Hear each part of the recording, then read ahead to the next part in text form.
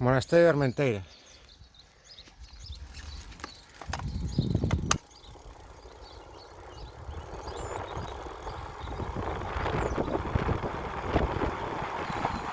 Vamos a visitarlo un momentito.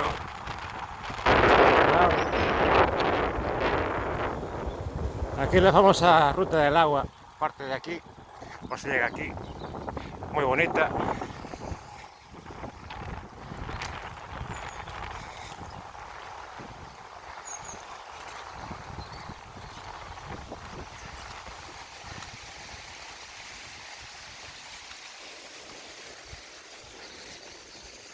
Bueno, vamos a entrar.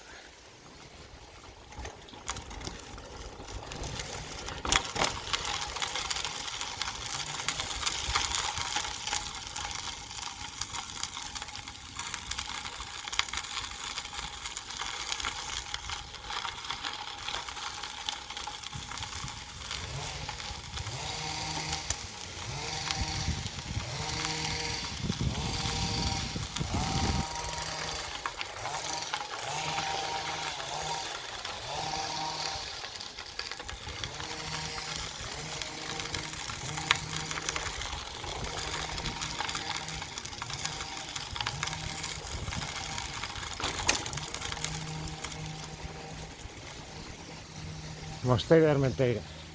Aquí hay unas cafeterías bastante chulas, sobre todo del fondo.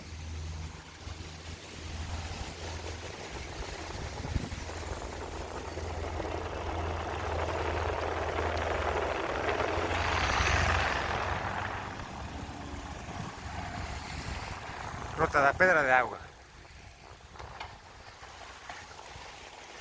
Bueno, seguimos ruta.